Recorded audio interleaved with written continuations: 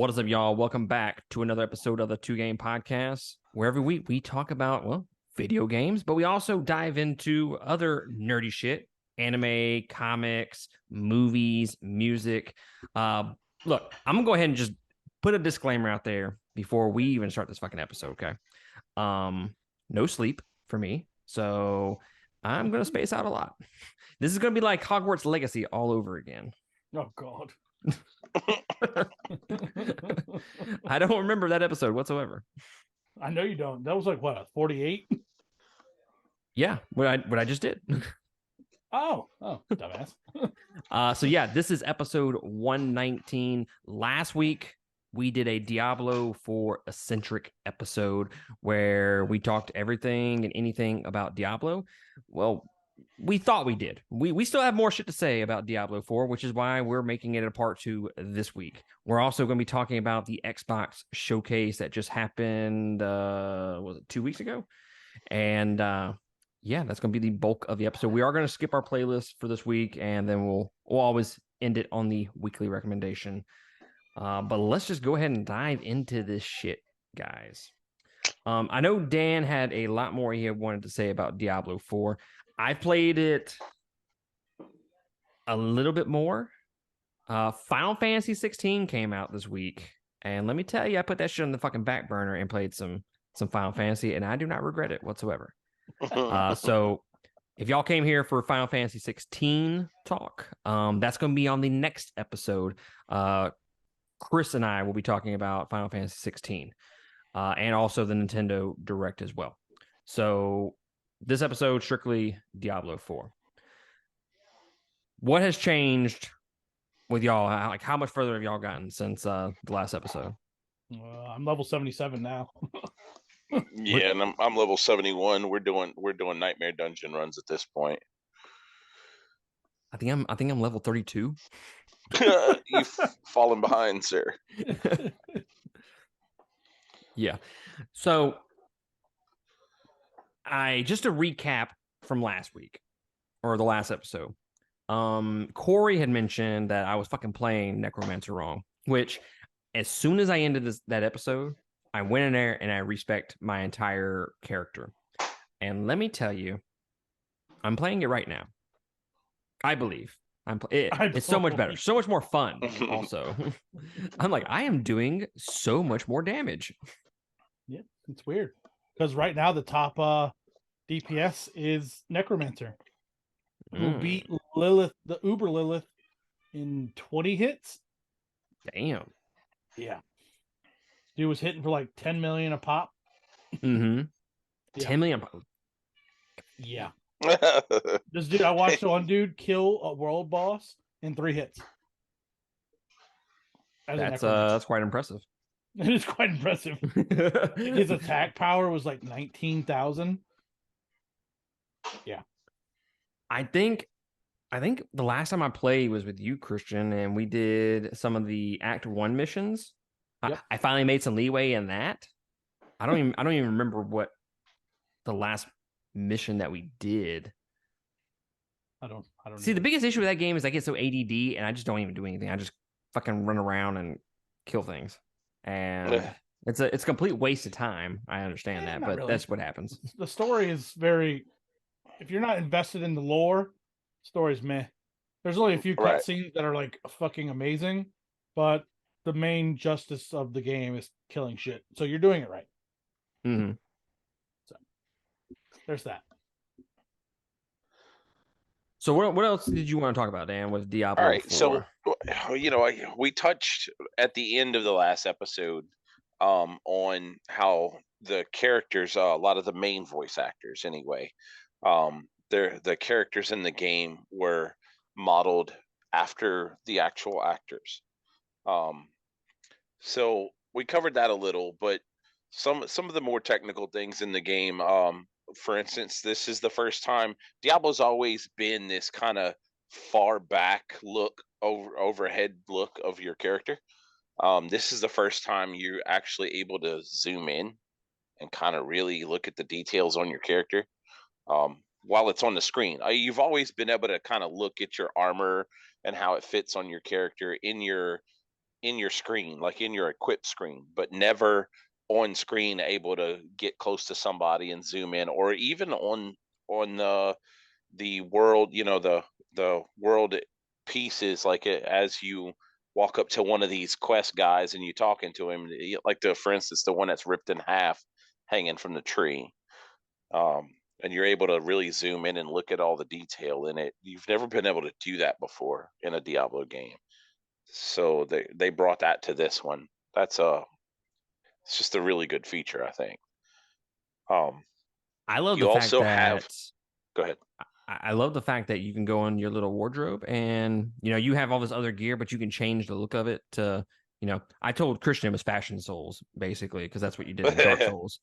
But I love that because my necromancer, I'm not saying he's perfect, but I got a look going that I really dig, and I'm able to do that with the wardrobe.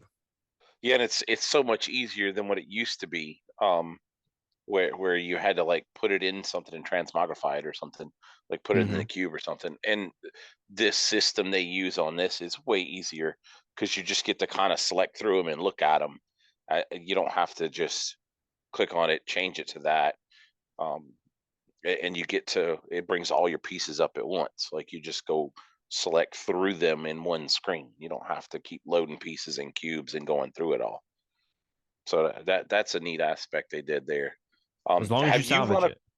right? As long as you salvage it at least once.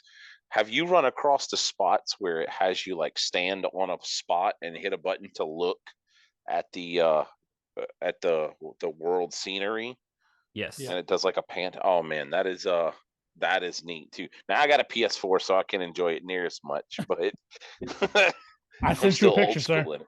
I sent you a I know. picture.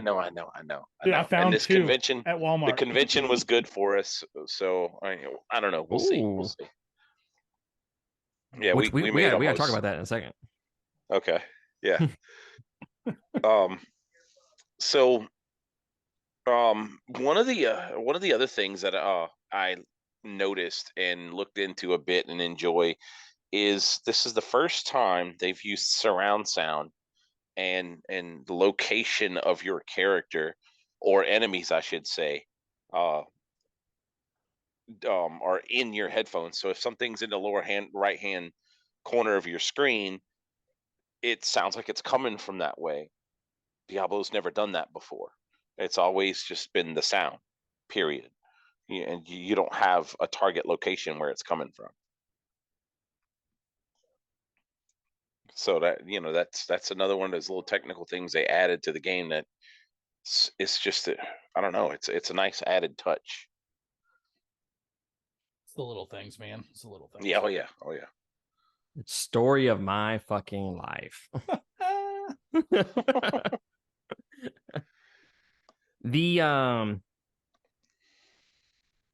The end game. How was that turning out for y'all? Because I was talking to Chris the other day, and we were talking about Final Fantasy 16, and I had played the demo, and let me tell you, I had a hard on for the demo once I finished it. And I know I posed this question last week, which was game of the year quality. I know you are a lot higher on it because you are a huge Diablo fan compared to everybody else. My question would be when I said to Chris was here are some things that are going to separate the three big games from this year: Final Fantasy 16, Tears of the Kingdom, and Diablo 3. Tears of the Kingdom, it was kind of just the depths and shit like that. The depths in the game just weren't fully realized for me. They're kind of boring, just kind of like mindless fun. The end game for Diablo is what I've heard is maybe not necessarily the best it can be at this point. Like it seems to be a lot of the criticisms towards the game.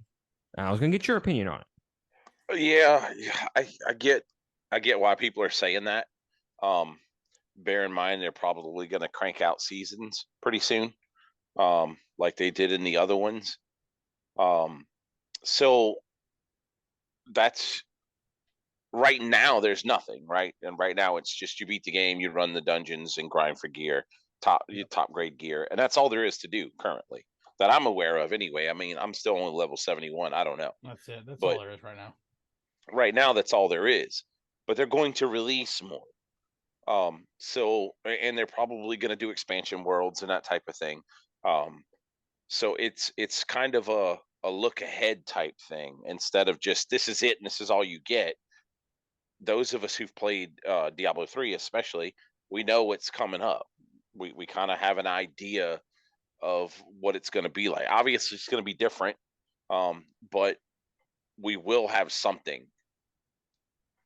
Right. So again, I've been playing since Diablo 1. So I'm in it more than what most people would be. So it's still going to be probably my top game. But as I said in the previous podcast, it's not going to be for a lot of people because they're going to hit that quote unquote in-game wall that's there now, and that's going to be all there is for them. They're going to lose interest. Yep. So let's talk about seasons for a second for the newbies out there. And I'm not saying I'm a newbie, but I am. So seasons. You basically start over with a new character and it's like a whole new, it's kind of like a DLC kind of thing and new story, or is it just new dungeons? No. So in Diablo 3, I don't, bear in mind I'm strictly speculating at this point how it's going to be for this one. But in 3, you made your character. You could not, all the gear you got on that character, you could not save it for you. Like you can't transfer it to your other character. It's called a seasonal character. The gear only exists on him or her, but whatever type of character you make. It doesn't cross over to your other characters for the duration of the season. So there's challenges that you can earn. There were borders and titles and all kinds of stuff that you could earn throughout the season. And then at the end of the season, everything that you had farmed up and gained, like if you had got some really good gear, it releases for the rest of your characters at that point. Like it turns your character into a non-seasonal character, and then you could put all of it into your stash for your regular characters at that point. And they also released a bunch of stuff during the seasons that, or not a bunch, but a number of items that were only available during seasonal. You couldn't get it any other way. You couldn't farm it otherwise. So I expect that they're going to add that to this because that was pretty successful in the long run. Like people that had longevity, that kept people coming back over and over and over and over. My only downside with the seasonal stuff is the fact that I have to grind another character again. I mean, granted, I'll have the new stuff and all that other shit, but to grind another character would just be such a pain because trying to grind at 100 is just, it's miserable. I tell you, I'm 77, and just to get from 70 to 77 took like 3 days. Right. I gotta tend to think that it's gonna. I mean, with seasonal before, it was a whole lot easier to go up, to get your character leveled up in the seasons than it was originally. But that could be because everybody had kind of gained a knack for what to do. Not to mention there was the possibility in the previous games of power leveling, which kind of sort of exists in this, but not to the depth that it did then in 3. Me and one of my other friends, we could power level to an extent in one of the capstone dungeons, right? But it's not cost effective. I literally went a level and a half in one dungeon. Yeah, right. Okay. You're gaining one level a dungeon, and it's kind of, you spending hours upon hours in there for no reason. So, I mean, I see the end game, but then I don't. But I understand they want us to grind and all that, but you got to do something. Yeah, we'll see what they do with seasonal releases or whatever it may be. I think that's going to have a big impact on how many people stick with it. Yeah, I can see that. I'm curious because I've played Neo 2, which I've mentioned it, I think, on the last episode. And that's very much a Diablo looter. in and of itself, and basically the whole end game is the beginning of the game and whatnot. And I mean, you get up to like a level 100 throughout your playthrough, so it's not really even leveling up past that point. Like, you don't even give a shit. It's more just getting the loot at that point. Right. And you don't really get the good loot until 85. So, oh, you're so close. Grading, exactly. But if you do level 85 dungeons, you can get that loot. But you being underleveled and not having the right gear, surviving at 85 is not that easy. Unless you have at least a good group. And how often do a lot of these people don't do that shit.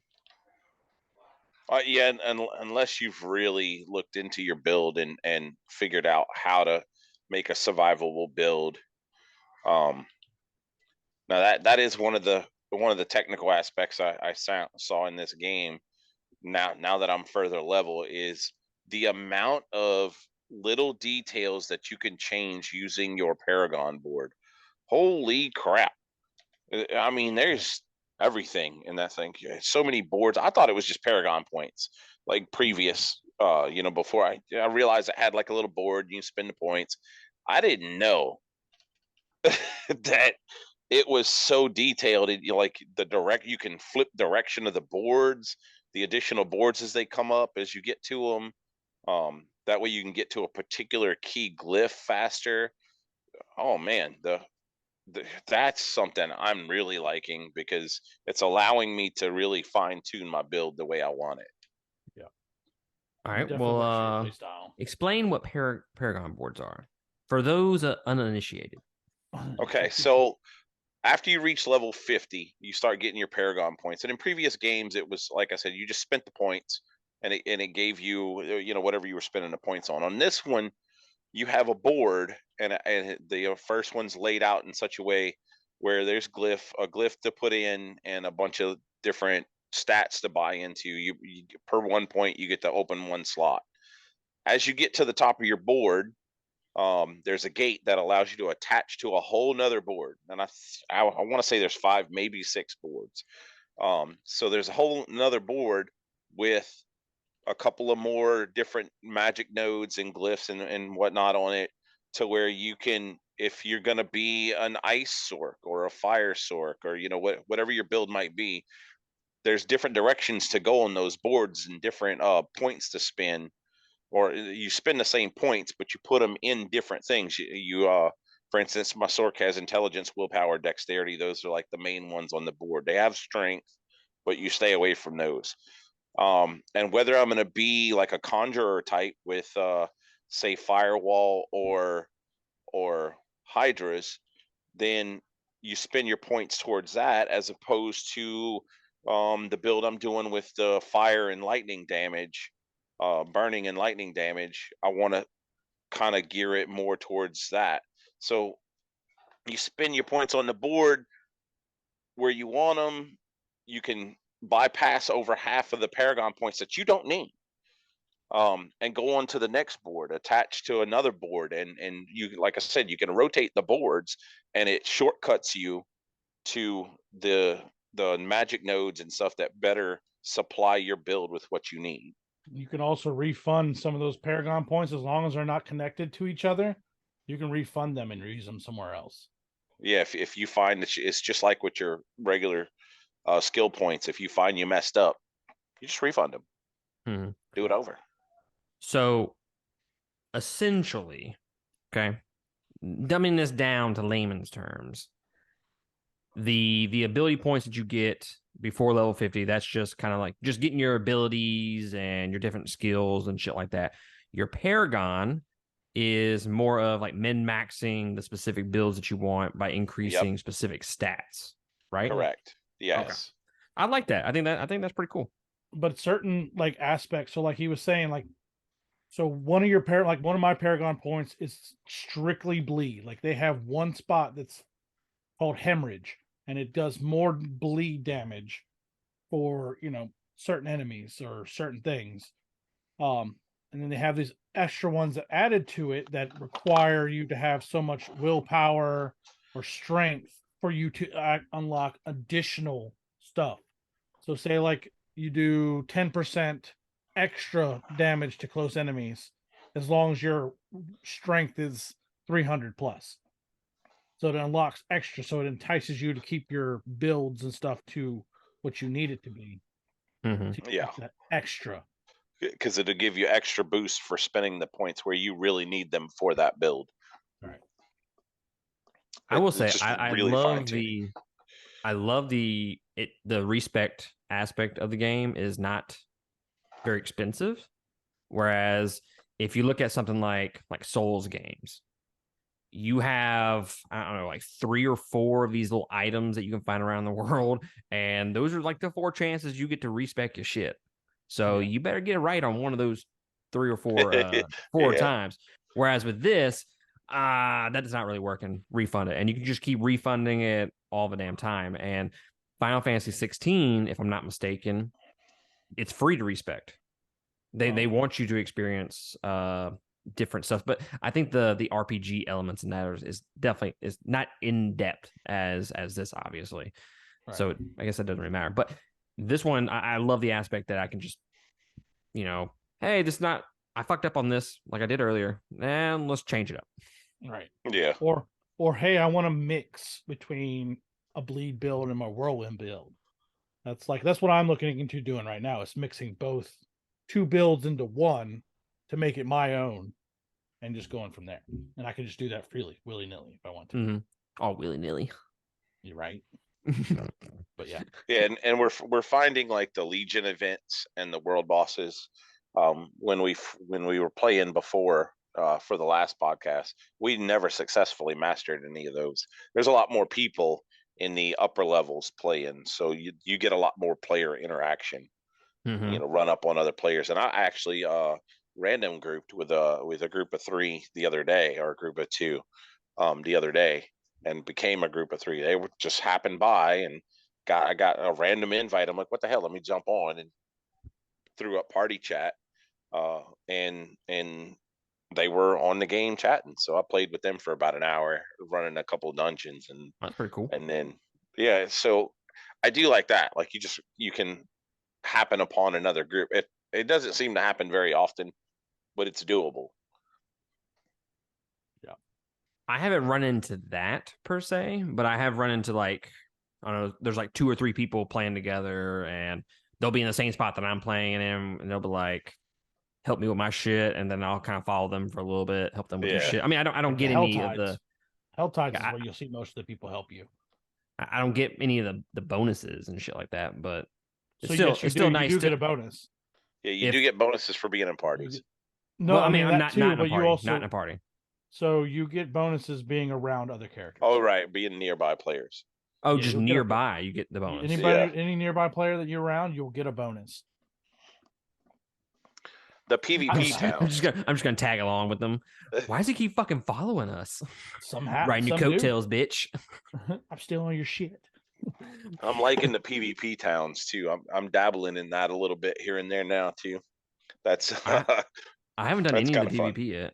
It's brutal. It's So brutal. it can be brutal, especially when you're not ready for it. Me and Christian went into one the other day to do a quest, and there was this rogue and I think barbarian in there, like just ganking people. And the first 2 times we were just trying to do the quests. And so the first 2 times they got us. The third time that rogue decided he was going to jump in and try to gank me. It didn't work out. Nope. I smacked him down so fast, and Christian was chasing the other guy. That dude took off. He left. He's like, nope. Nope, not today. He got. Have y'all looked at the platinum for this? No, I haven't even. Let's see. I'm still trying to do my map collections for my last Paragon points in my last map section. The Christian over here done finished it all. I got one left to go. I finished my regions, except for the for the quests, because some of these quests you have to go find, and then you used to be lucky to pop upon. My codexes right now I'm at 92 out of 100%, and my challenges I'm 55% out of 100. See this dude. So I'm very surprised. Not gonna lie, I'm kind of surprised with how much he is diving into this, because he is typically not the 100%er or doing all that miscellaneous bullshit. And he's over here. What was it the other night that we were playing? And you're like, I'm getting all these Lilith statues. And I'm like, well, I mean, you gotta I got 2 left. I mean, the like Lilith statues, though, they give you something for doing them. It's not just a collection. Yeah. And they're permanent, so they actually transfer over to your seasonal character as well. Right. Ooh. So it would be dumb. Like I said, it's dumb not to get them. I know. I'm just saying it's weird hearing you do that stuff. Right. That's true. I mean, that's fair. I can't argue your logic here, but I go to one Comic-Con and this guy pulls away from me. I pulled away. I pulled away hard. We were the same level when he left. Let me put it that way. My goddamn, dude, chill the fuck out. Hell no, fuck y'all. Fuck you that go bitch. fuck yourself. You go fuck yourself. So I was looking at the trophy list, and it's got a 9 or a 10 out of 10 on difficulty. Goddamn. You gotta reach level 50 in hardcore mode, which is permadeath. Something we were supposed to do, right? Yeah. Oh, we're still gonna do it. Okay. I gotta get through Final Fantasy 16, and we're gonna do this next year. In other words, next year. I hate that you're right. So I've earned 16 out of 26. So I'm 55% in trophies right now.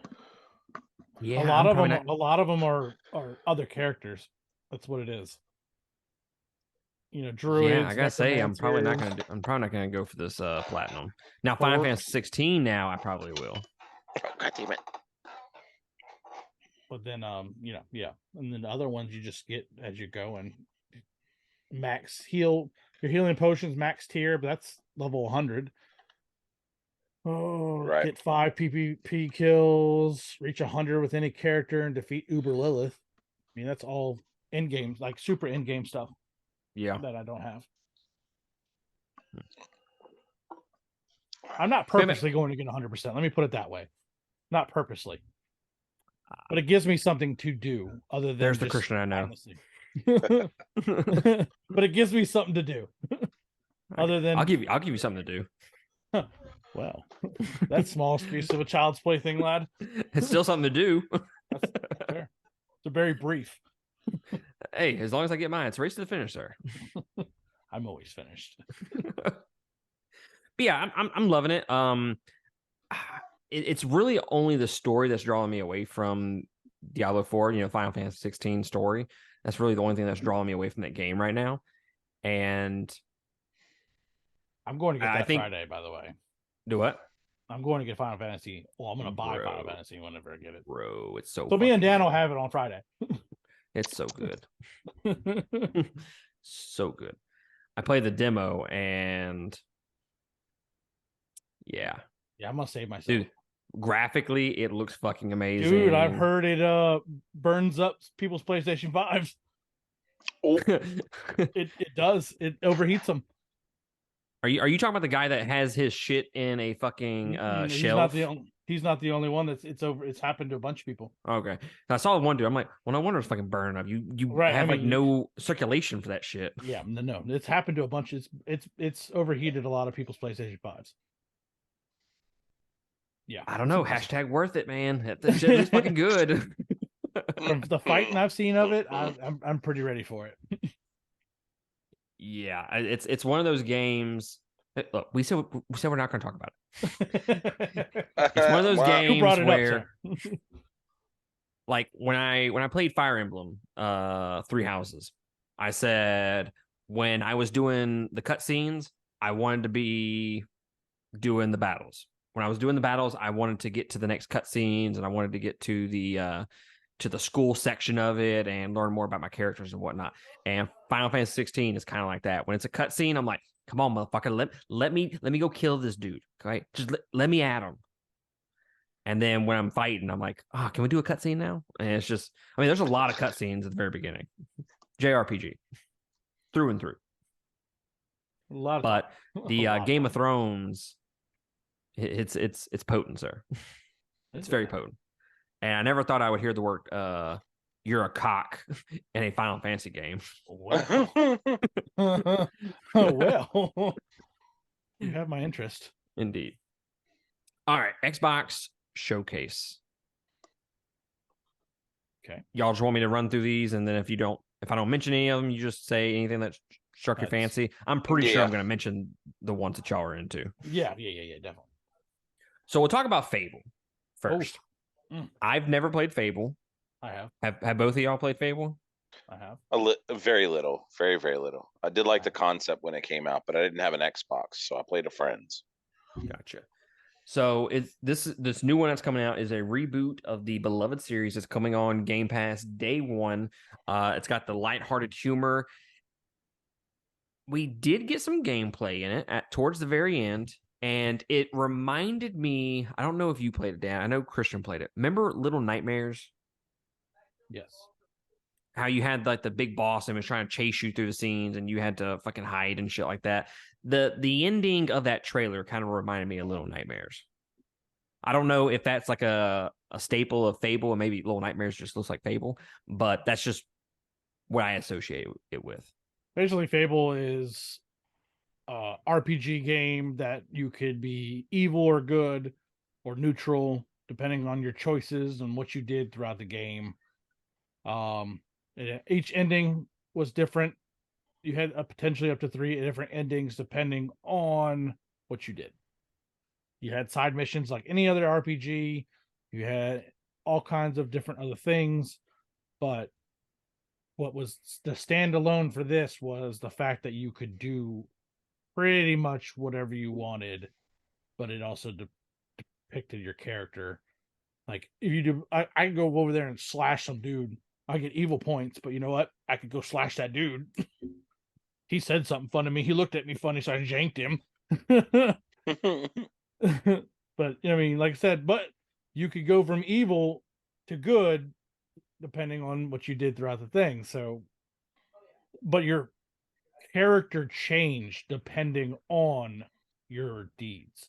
So if you went all good, you got a halo, you were pretty much an angel. But if you went to the evil side, you got horns, you more look devilish. People feared you, and you walked to a town, everybody feared you. Or if you were good, everybody would cheer you on, hey, loved you and all that other stuff. So it definitely changed gameplay and how you played, which was one of the first of its kind. I do like morale systems in games. I think that's pretty cool. I think that's what they should have done with Ghost of Tsushima, personally. Yes. We talked about that when we did that episode. Yes. And I had forgotten to mention this a minute ago when we were talking about Diablo and Christian doing the 100% shit. The little statues, like you said, yes, it gives you permanent boost. And that's something I fucking wish Ghost of Tsushima fucking did, where it gave you like stats and shit like that. But it didn't. It just a collection. And just go get it. Yeah, just go get it. Like, oh yeah, let me waste my fucking time doing this. I mean, follow this fox around. Yeah, no. I hope they improve upon that in the second game if it ever comes out. Yeah. But back to Fable. I've never played it. I'm not saying after watching this is a. I mean, obviously, I'm gonna have to play it for the podcast, obviously, and it's gonna be a huge release. No. So I'm not gonna be fucking stupid and not play it. But I wouldn't say that. If I had to rate it on a scale of 0 to 10 of how excited I am about the game, maybe like a 6. I would go to 8. Meh, 2. And Xbox. Right? It's Xbox. A bunch of Sony ponies on here. I like it. Look, I played like one game for a decent amount on Xbox, and that was Halo, the first one. And it's only because a buddy of mine had it and he wanted to play Halo all the time. I picked up the controller. I'm like, I don't know how to play this. He tells me the controls are just like GoldenEye from Nintendo 64. Bitch, I beat the shit out of him. Well. He was like, I thought you didn't know how to play. I'm like, well. You tell me it's like this, and then I'm going to own you. You told me it's like a game that I quit a job for. I mean, come on. Right? Best shooter of all time. Yes. Indeed. So, let's see. You mentioned Xbox and maybe not playing the games because it's on the Xbox, right? So Right. I'm gonna use that as a segue into the fact that they are releasing a new Series S, which is the all digital version, and now it's 1 terabyte. You can put 1 terabyte of porn on that shit. Whoa. So much room for activities. Well, that's a lot. A lot. It's being released September 1st. Obviously, it has more storage. I think the first one had 512 gigs. It is $50 more, coming at $349. Hmm. So I'm going to use that as a jumping point to I do want to get a new Xbox. And we're going to obviously talk about Starfield in just a little bit. Is Fable going to be one of those things that you go out and buy an Xbox for? Me personally, no. Starfield, when we get to that, yeah. The main thing for me personally that makes me want to fucking get an Xbox is Senua's Saga Hellblade motherfucking 2. And yes, that is the real title, I swear to God. It is releasing next year.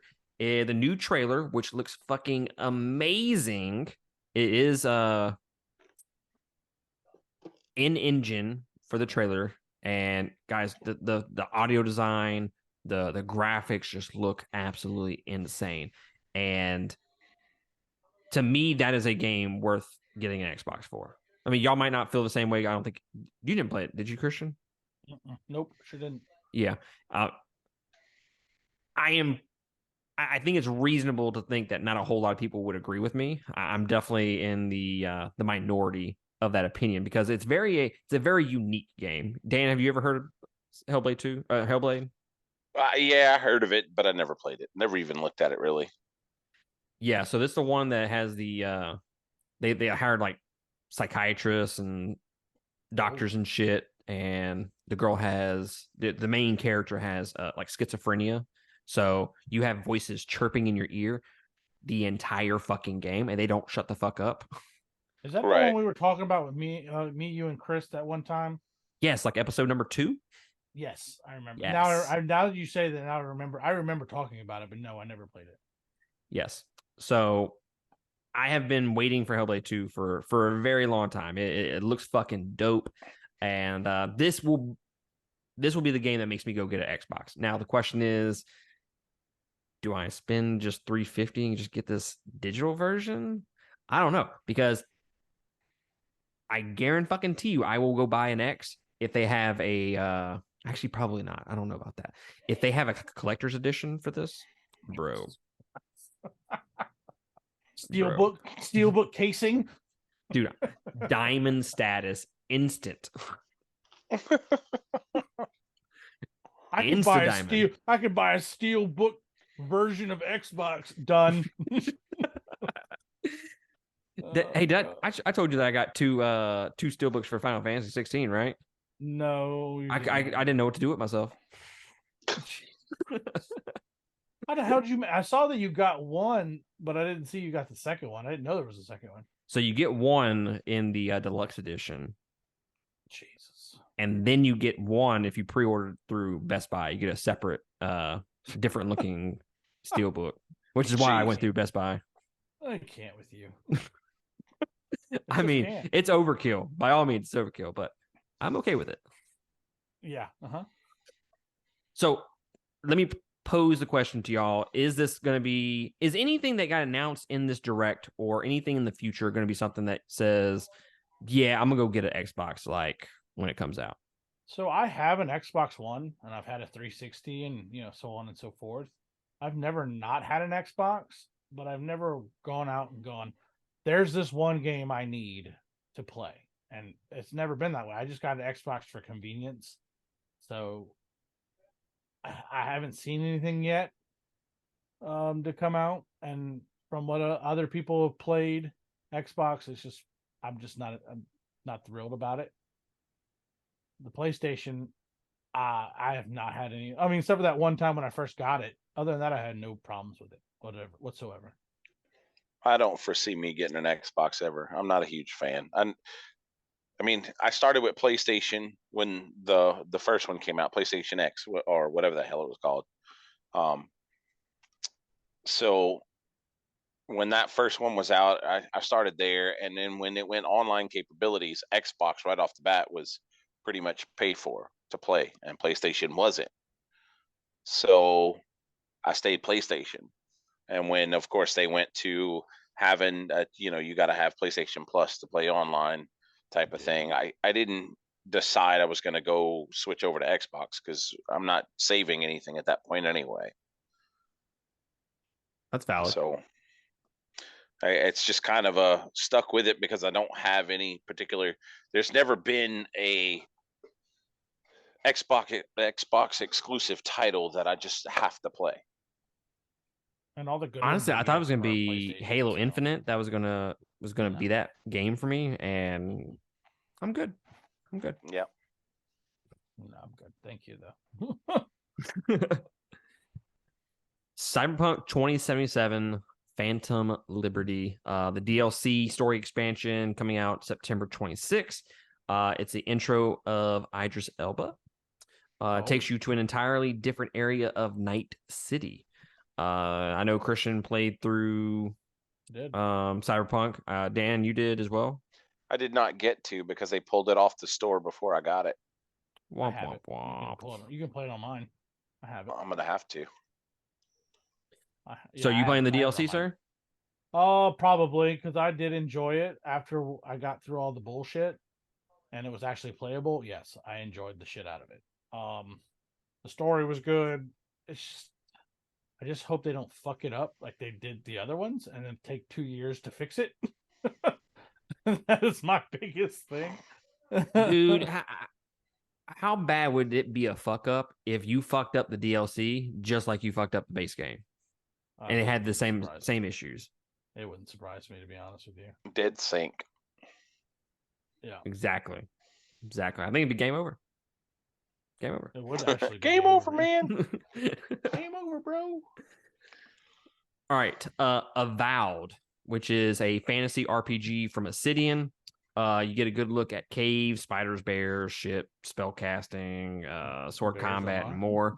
It's coming to Game Pass in 2024. Personally, for me, didn't look all that interesting. It didn't look all that great graphically. It kind of looked like an Xbox 360 game to me, personally. I don't know if y'all saw it. I don't know if y'all saw that trailer or not. Yeah, I did. It's meh. Yeah. I think out of all the ones I'm about to mention, this is probably like a 0. Like, I'm good. That's impressive for you to say that. Well, here's the thing with the Xbox showcase. Okay. Yes, they showed some fucking good games, but the in-between, like, meat and potatoes of the showcase, all the fucking games looked the exact same. And granted, it was better than PlayStation's showcase that came out, a month ago or some shit like that. And PlayStation kind of had the similar thing. All the games kind of looked the same. So I would like some, I don't know, change some shit up, man. Give me something new. Stop giving me these games that look exactly the same. I don't want to play Roblox. I don't want to play Minecraft. I don't want to play this and Fortnite. Just give me something different. Is that a dig at Starfield? Sure. Boy, when we get on that topic. Fucking Dan's cock locked and ready to rock. Let me grab the salt container and start pouring that shit out. It's a bit salty in here. It is, sir. I can taste the salt from here. It's potent. Next up, we got Star Wars Outlaws. I'm intrigued. I wouldn't go out and go get an Xbox for it, but I am intrigued about it. I'll just go to Matt's house and play it. Is it? Is it a Xbox exclusive? I don't know. I don't think so. I don't know. They didn't say, and I haven't found it on. I didn't see it on PlayStation, so it might be one of those that's on Game Pass for a little bit, and then off to PlayStation it goes. I can. Okay, so let's. I'll briefly go over what the concept of the game is for the people out there that aren't 100% sure. Open world Star Wars game coming out next year. Typical Star Wars flavors with the cantinas, the Rancor, stormtroopers, and you even get like a little animal companion if you're into that shit. Companions. The gameplay, stealth takedowns, third person shooting, ship flying, dog fighting, that kind of shit. I am intrigued by the different gameplay perspective, whereas like all the other Star Wars games, it's kind of you're just a Jedi. So in this one, you're more of a outlaw, obviously according to the fucking name, than a Jedi. So I do like that perspective of it. But like you said, if this is an Xbox exclusive, which I didn't look up, to be honest, I didn't even think about it. It's not going to be something that I go get an Xbox for. 100%. 100%. I don't think it will be. I think it's just more Xbox trying to dig at PlayStation per usual. I mean, I don't know, man. I don't know what is about the Star Wars games that I'm just like, Battlefield, I ruined a lot of things. I think that's what turned me off. Playing through Battlefront 2, I was like, this game fucking sucks. I'm never playing a Star Wars game ever again. It's so disappointing because the first Battlefronts were so good. Yes, they were. Yeah, exactly. How do you ruin something like that? I don't understand. I don't know. Nothing in it jumped out and said this is a day one purchase for me. Maybe like further down the road, I'll check it out. I don't know. I feel like Jedi Survivor is so good. That was so good. Is a better opportunity to fall in love with a Star Wars game rather than this game. Yeah, I would definitely agree with that. All right. Going over 2 Persona games real quick. Persona 3 Reload, which is coming out early 2024 to Game Pass. It's a remake that brings the visuals and the gameplay of the original game in line with Persona 5. It looks pretty good, not gonna lie. I'm on a scale of 0 to 10. This is like a 7 or 8 for me. I never played any of the Personas, but I always heard they were good, so I just never, I guess, bit the bullet and just played it to even get into it. Because buddy of mine, Devin, fucking told me to play them, and I just never just pulled the trigger, I guess you would say, to do that. Shut up. Indeed. But yeah, I don't know. It's just one of those. I have Persona 5 Royal to play. It's just a matter of me clearing out some backlog first and then jumping into that, because that's a 150-hour game, easy. Yeah, that's what I was told. Like it's a commitment, and I have other things to play. Exactly. I'm not ready for such a commitment. Sorry, but speaking of, you have backlog, sir. You have so much backlog. I do. It's ginormous. Persona 5 Tactica. 11 comes out November 17th of this year. Game Pass. It is a Fire Emblem style tactical strategy game featuring this chibi art style. My question, is it a companion game to the Persona 5 game? Like, is it like a spinoff, or are you experiencing the same story just through a tactical strategy RPG? Maybe people out there know it. I didn't get any of that info through the trailer. Regardless, I'm down for a tactical strategy game. Fucking love those games. So this also something that I'm very interested in when it does come out later this year. Yeah. Like a Dragon, Infinite Wealth. Neither of y'all played the first Like a Dragon, right? No. I played like 5 hours of it. Look, I think it's a really good game. Like, I was loving it. It was funny. It had a good story. I love the combat so far, the turn-based combat. The only issue with it that I had was I got distracted by other games. So eventually I will go back and play it. So I really enjoyed it. And if I ever finish it, then I will definitely play this sequel. It's a follow-up to the Like a Dragon game. Ichiban washes up on the shore of Hawaii, and he's completely butt-ass naked. Oh. No wonder you played it. Right? Well. It is coming out early next year. So like I said, if I can ever finish the first game, definitely going to check out this one because what I remember of the game and what I played of it, I really, really enjoyed. All right. The last game of the showcase, okay? I have not talked to Christian about this. I have not talked to Dan about this. So we don't really know each other's opinions about this fucking game that is coming out. It's one of the biggest releases or most highly anticipated games of the year for a lot of people. Maybe not for all three of us, but for a lot of the gamers out there, this is definitely a highly anticipated game. And that is Starfield. We got a big time look. I don't remember of a recent game in a showcase that had just so much gameplay and like time spent on it. Over 40 minutes of this showcase was devoted to Starfield. 45 minutes and some change, I think. Yeah. Insane. It was like you're watching and I'm like, is this thing ever gonna fucking end? Shout out. I'll allow it. I'll allow it. It comes out September 6th.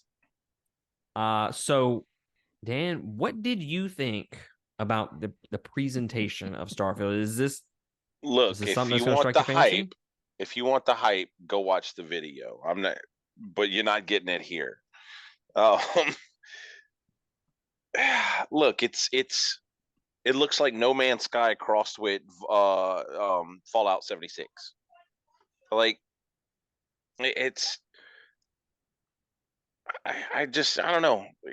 They did a good job on the hype video. I get it, but they did the same thing, or the No Man's Sky hype video was great too, right? Game was not. Same thing with Fallout 76. The hype for that, and now that's the same maker, Fallout 76. So the hype was really up there, and it just fell flat. Or as Christian has said before, like Anthem, hype. It looked really good. The videos were great. The game was trash. Like, it was okay for 2 days, and then after that, you're like, what? Now what am I doing? Like, really? I just see this being overhyped. They're probably, I don't even know if it's multiplayer. Like, I don't think they said anything about it even being multiplayer on it at any point. Everything looked like solo play. So now you're telling me, you're giving me this vast, huge world to go through, or huge galaxy, I'm sorry, to go through by myself. That sounds that sounds boring as shit. It does. It does. It looks good. It looks good. It looks good. But what are you doing? You're going to planets. You're flying to planets. You're exploring planets, and you're harvesting resources and discovering animals. It's fucking No Man's Sky. You're just remaking the game with a different aesthetic. It's No Man's Sky with extra steps. Right. And Minecraft. Right. Exactly. One of the big hypes that they have in the videos, like, oh, you can detail your character. Like, that hasn't been done already in Fallout. Like, but you can change the shape of his eyes and where they are on his face and the color and okay, that's not new.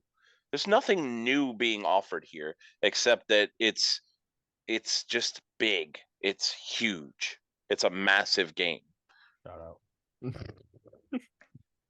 I don't know. I just you lost me at huge. and they're like, so they gave him jetpacks. Like, you have the ability to get jetpacks and stuff now. It's like, okay, so on Boba Fett? Right. You gave me stormtrooper ability, or jet trooper ability.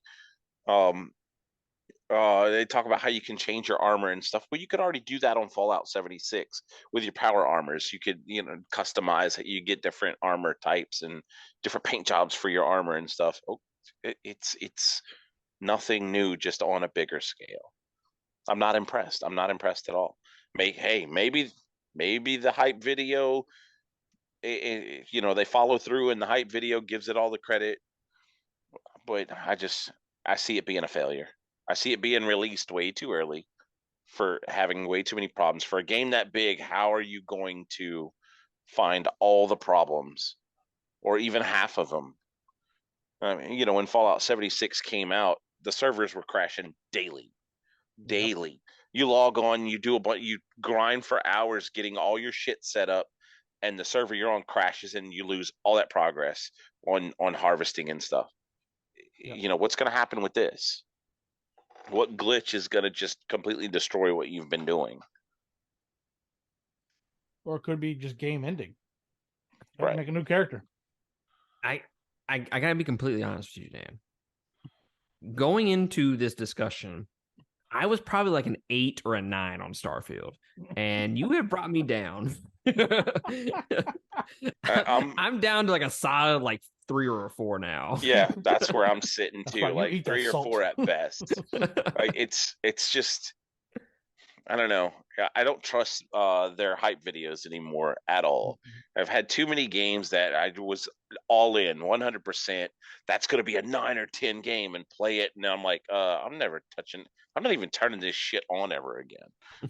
Like, I mean, me and him played Fallout 76 for a good while, but it was just so boring. After you got to the end game and you fought the nuke boss, what else was there to do? There was nothing else. And even that was broken when we fought it. You were healing it instead of killing it. It was like, what?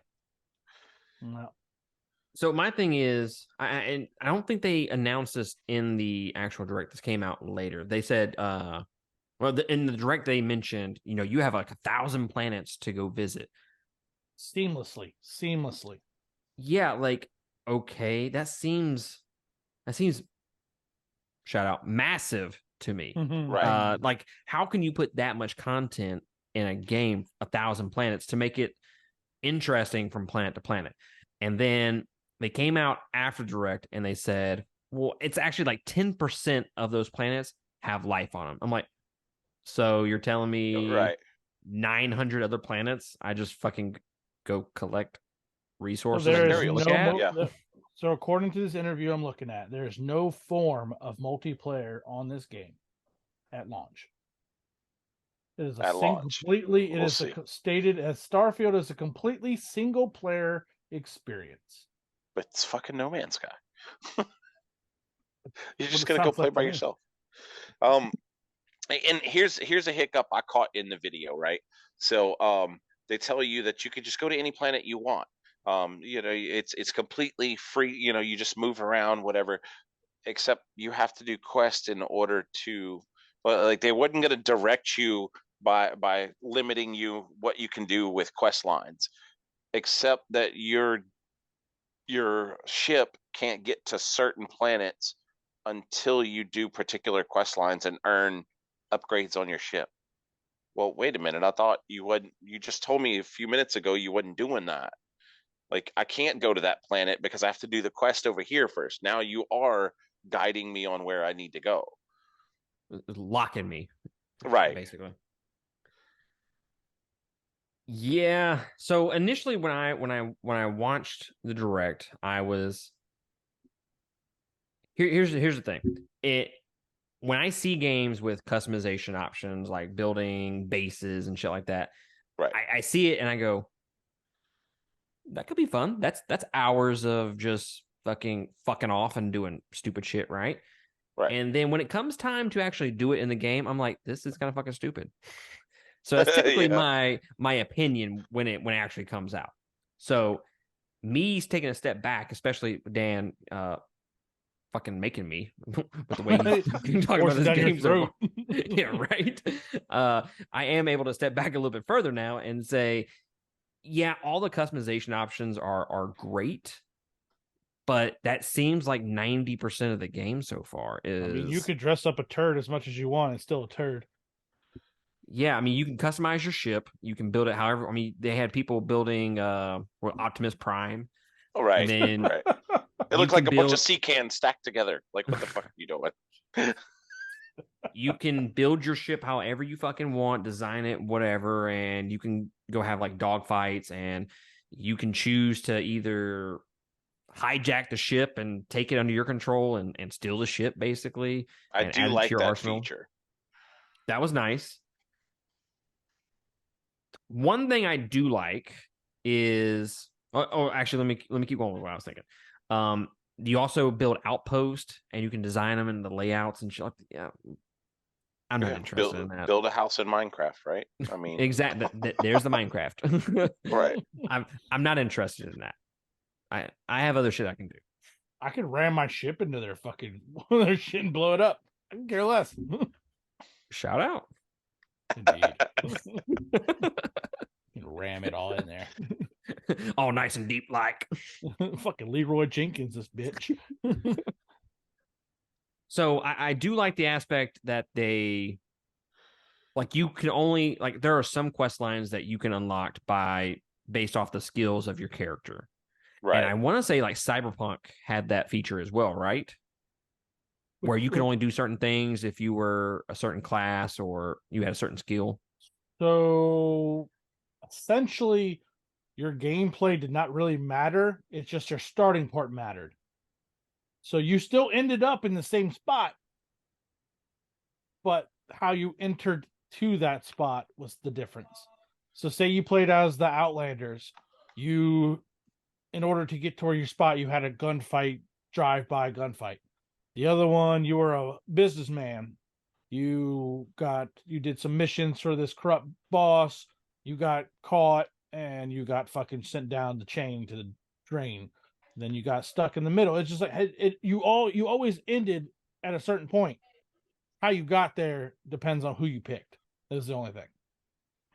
So yeah, and this sounds like it's going to be different, where you can actually only do particular quests if you have particular traits.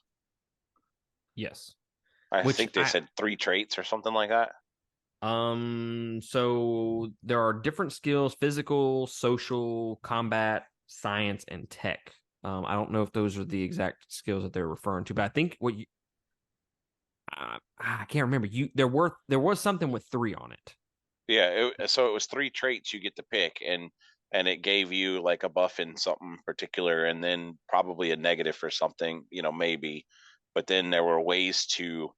One of the things I thought was funny in the video is, there's ways to get rid of these traits. Like they showed you aiming at the back of the guy's head, like just kill him and you lose that trait. I was like, well, fuck, okay, that's easy enough. Let's see here. God damn it. Sorry, I was looking at something. So yeah, I do like the aspect of that. But then again, I say that adds kind of some added gameplay value to it, replay value. But on top of that, you have this shit where you have like 1,000 planets and only 10% of them is where you go shoot some shit on.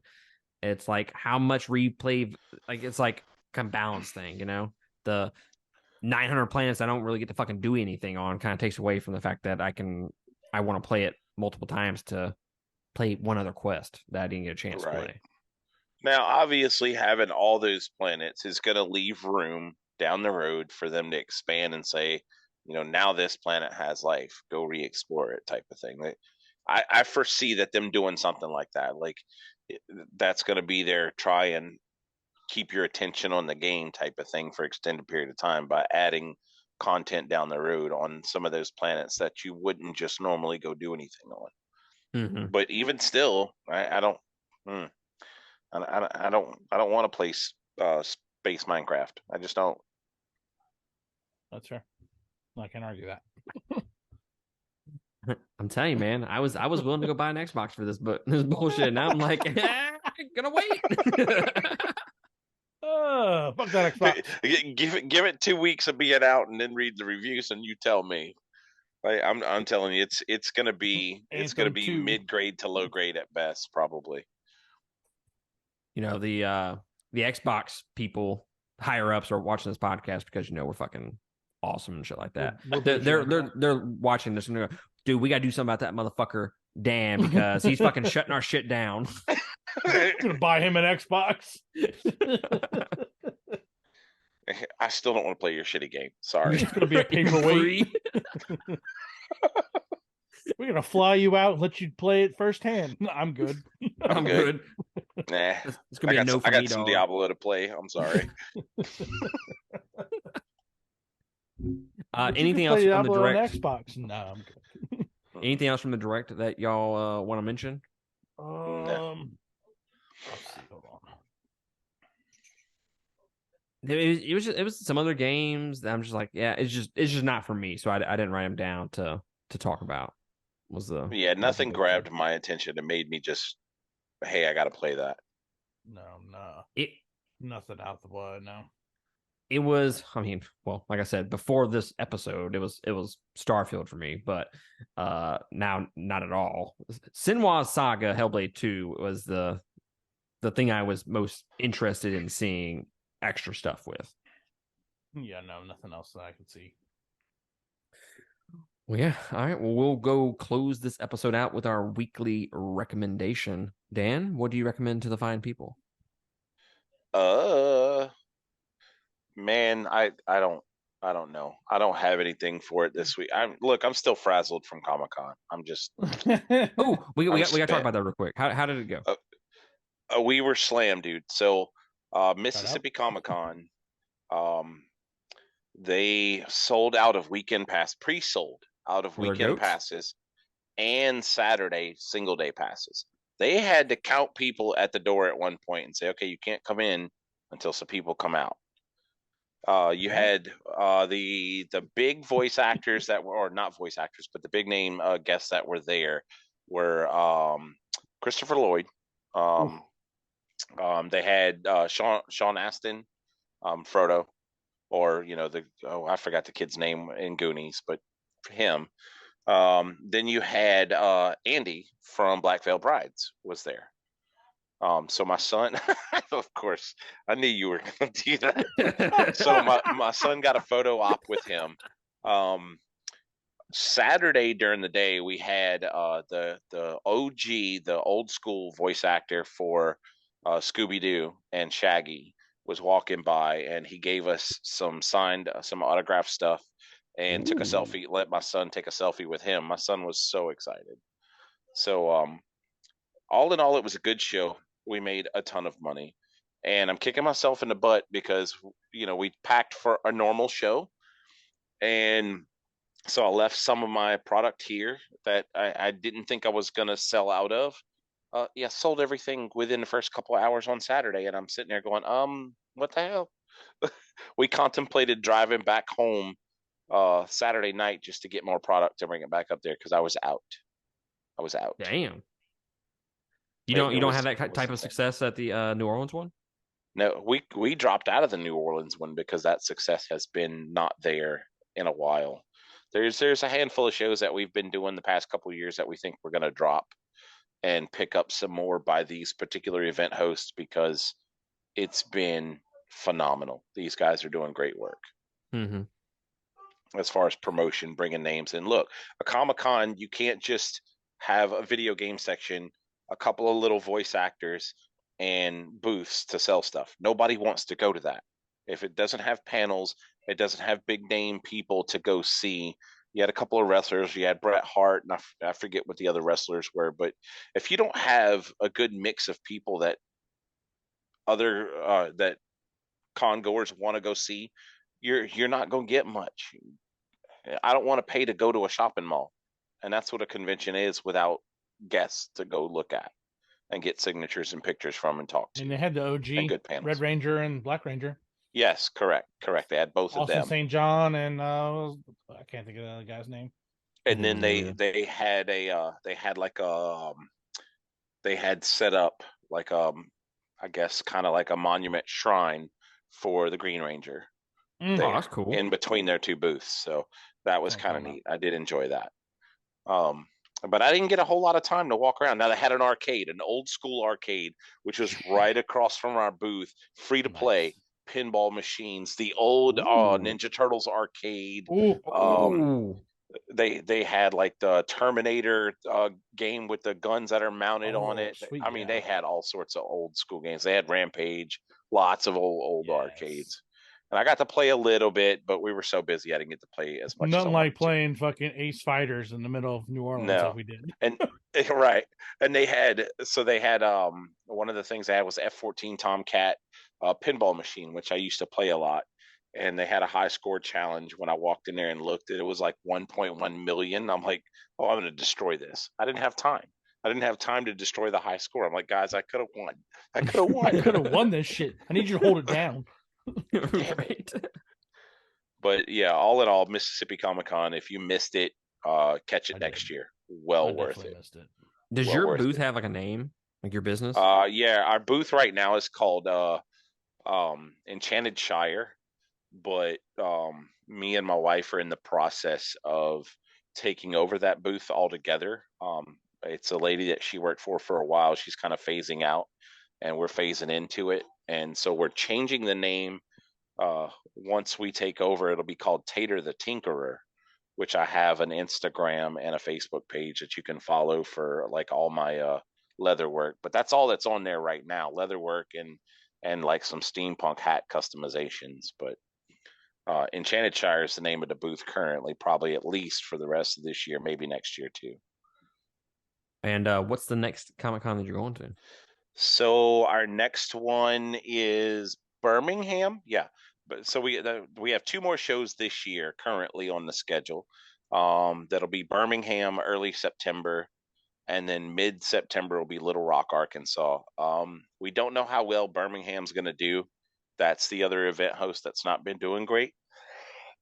And then we have the guys that we just did Mississippi Comic-Con with. They're doing the one in Little Rock, and that's always a really good show. So that's usually a lot of fun, a lot of big names, a lot of stuff to do. The Little Rock one seems to be probably one of the bigger ones that we've done over the past couple years since dropping New Orleans. How far is Little Rock from here? Is it 6 hours? 6.5, 8 hours, depending on traffic. So like we've made it in about 7 hours with fuel stops, but then I think one year it was like lightly snowing up there, so it took us about 8.5. I got you. So it really depends. Well, y'all go check out his shit on Instagram, and you said where else? Instagram and Facebook is currently all I have right now. I have TikTok, but I don't even think I've uploaded maybe 2 videos in 6 months. So I don't even know the name of it. I don't know how to log into the shit. No, I don't. Well, y'all go. My daughter keeps telling me to do it. Y'all go check out that page, like and support all of his content. Sweet, thanks. Christian, what do you recommend, sir? I have this lovely anime called Wistoria, Wand and the Sword. Right now, they currently only have two books out. They're pretty fucking good. Pretty good. Same creator from that made Is It Wrong to Pick Up Girls in Dungeon? He did that anime. So he wrote these books, and they're pretty funny and entertaining, just like the anime is. But yeah. It's basically a guy and a girl. They have teams. One's a sword, one's a wand. They're all paired up. But this group they're married. Oh, they want to get married, but they end up getting split up. And she ends up advancing higher than he is because she's more adept in magic than he is at the sword. So they separate them, and he has to improve himself and go out and do shit to win back her side. I'd be at her side. But there's a lot of comedy in between it, so it's quite entertaining. Sweet. I'm going to recommend Winnie the Pooh, Blood and Honey. What the fuck? It's a horror movie based on Winnie the Pooh. Dude. Okay. It's as fucking terrible as you think it is. I figured that. I'm gonna have to check that out. Oh god. Dude, I'll give you my password for my Voodoo account, and you can watch the movie. You can watch the movie on there. Josh and I reviewed it on Surfing the Stream, so y'all can go check out that. It's also on our YouTube, which if you are an audio listener, click on the link below. It'll send you to our YouTube channel. And if you're on YouTube, click the link below and it'll send you to an audio only version of the podcast as well. But yes, it's bad. It's bad. But which is weird to recommend a bad movie, but I had so much fun with it because it was so terrible. Like, you think you have seen terrible movies, you have not seen. Velocipaster bad? It's up there. It's up there. Velocipaster. The story's probably a little bit more cohesive than Velocipaster, but that's not saying much. Whereas Velocipaster, I couldn't tell you what the fuck that story was about. But yeah, the kills were fucking stupid. Like the logic is just not even there. Like he'll knock them out with chloroform and then he'll move them to like a road and kill them over there. It's like I said, the logic is not even fucking there. Winnie the Pooh is wearing boots and shit like that. It's bad. It's bad. But I recommend going to watch it because, guys, if you're into the B, C, D rated horror movies, this is right up your fucking alley. Yeah. Had a lot of fun with it. But guys, that is going to be it from us. We appreciate y'all supporting us. If you want to consider supporting us financially with a subscription, patreon.com/2game, we would greatly appreciate that. Relaunching the podcast next month. I got my desk and it is put together. Ooh. So, sir, all I need left is the shelf and to paint the fucking garage, and we're fucking done. I'm gonna need you to send me some pics. Oh, I will. Wait, are we talking about dick pics or are we talking about both? What if I put it on the desk? Sir, there's not enough Zoom. But yes, that's what I was about to suggest. Get out of my head, sir. Shout out. Indeed. But yes, relaunching the podcast next month. Almost fucking done. It's probably gonna be the middle of the month when it happens. I'm hoping maybe next week I can do like a little trial run in the garage because I got the AC in there as well. But we'll see. We'll see. It's almost here. I'm fucking ready. But guys, that's gonna be it from us, and we will catch y'all next time on another episode. Appreciate y'all. Laters. Yeah. Laters.